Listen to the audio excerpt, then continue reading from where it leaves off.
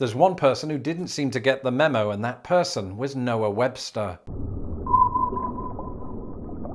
Hello, I already know what you're thinking. Lawrence, it's Saturday night, my favourite TV show is on, or I'm going to a party, and I know all of that. And I just want to add to the excitement by talking about spelling. You know, I talk a lot on this channel about the memos that Britain and America lost in the pond. But what about those memos that weren't lost at all? Those things that, despite the vast differences between our two countries, are actually the same. And of course, this is true of the overwhelming majority of spellings in both British and American English. Where spelling differences do occur, there's often a pattern. For instance, throughout the evolution of American English, the U was dropped from most words ending in OUR. Or, like the word centre, the Old French RE ending on words was changed to ER. And as somebody who's lived extensively in both Britain and America, I can assure you that I've become very familiar with these differences. But I've become equally aware of words that have the same suffixes that I just spoke about, that either didn't change their spelling when they came to America, or that surprisingly use the British spelling depending on context. And actually, that second one sounds like a good place to start. Theatre, and as something of a thespian myself, when I first moved to the United States, I came here with the perceived wisdom that Americans spell theatre Theater.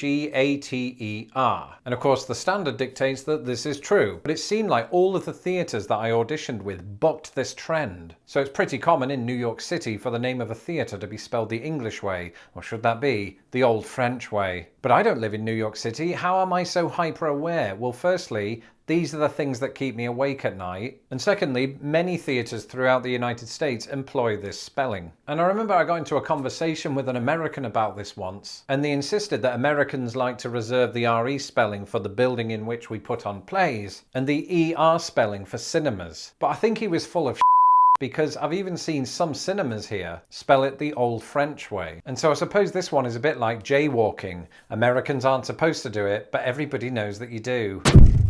And yes, something similar is happening with the word centre. In Britain, this word ends in RE, and in America, the standard is ER. And my experience of typing back and forth with Americans online is that Americans adhere to this spelling change 99% of the time. So what's the 1%? Well, in a word, place names. Certain shopping centres occasionally adopt the Old French spelling because, I don't know, it looks good.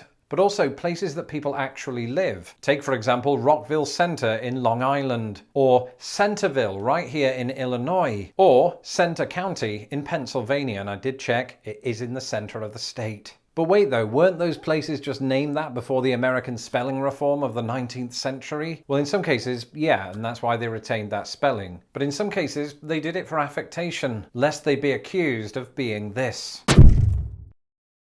Aha, now we're getting into the cut and dry stuff. There can be no debate that Britain and America spell the word mediocre the exact same way, despite the fact that this would seem to go against the spelling reform that dictates that words ending in RE should in fact end in ER. And in fact, mediocre, for once, is in good company, because words like acre and massacre are also spelled the same way on either side of the pond. But what did you notice about all three of those words? Did you see it?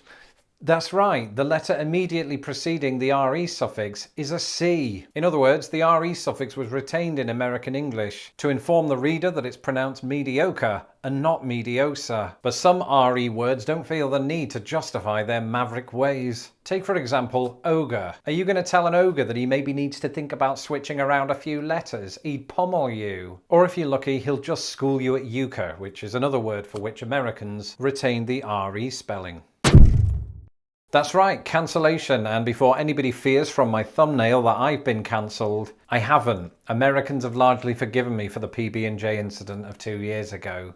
But the fact remains that cancellation is spelled with 2 L's on either side of the pond. Now this might not sound too weird, lots of words have 2 L's next to each other. I mean, just off the top of my head, you've got travelled, labelled and cancelled. At least that's true in Britain. While using American spell check, I'm still forever getting the red squiggly line of doom. And it tells me only 1 L in cancelled, and if you continue to write 2, you will be cancelled, but all bets are off when it comes to cancellation. And you can't win with American spell check, because just when you think you're good and safe, and you're writing words like enrollment or installment, which you know for a fact only have 1 L, America adds another. And when I consider the fact that neither country can agree on when to use 1 L or 2 L's, I can't help but thinking, at least we're not Welsh.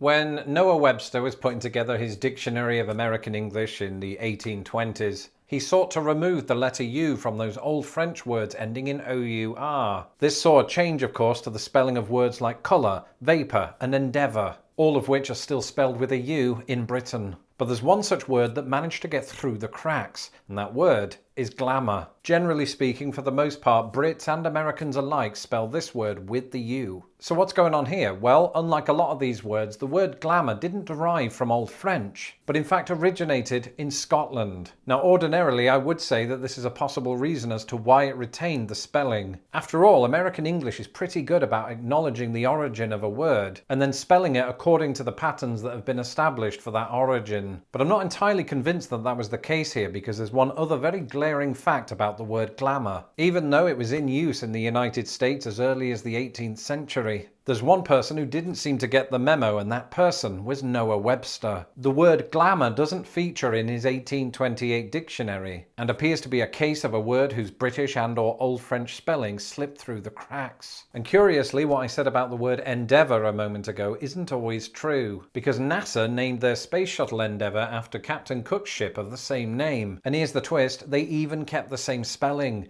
Noah Webster would have been shocked by this, but mostly because of the space travel thing. Now, what I was saying a moment ago about how American English is pretty good about ordering its spellings according to the language of origin, that would seem to apply to words with the "-ise" suffix. And when I say "-ise", I'm referring to the spelling "ise" or "ize", not actual eyes, because that would be weird. And once again, the perceived wisdom is that us Brits opt for "ise", while Americans go with "ize" or "ize", whichever's easier, the first one. But in America's case, that depends on where the word comes from. Sure, the word realise has a Z in it because it came from Greek. On the other hand, to advertise the fact that such a word came from Old French, Americans do use "ise". Take, for example, advertise. And kind of to my surprise when I first moved here, unlike the word glamour, the word advertise isn't an isolated case. Words like compromise, exercise and franchise all came from Old French and all retained the S in American English. I hope that was worth interrupting your TV show for. That's it for this episode. Let me know in the comments below some of your favourite spelling differences. I'm Lawrence Brown. You can follow me on Twitter at LostInThePondUS, and don't forget to subscribe to my channel so that my videos don't get lost in the pond. And an ogre-sized shout out to my patrons who make these videos possible. If you would like to become a patron of Lost in the Pond, you can do so today at patreon.com/lostinthepond. Until the next video, goodbye.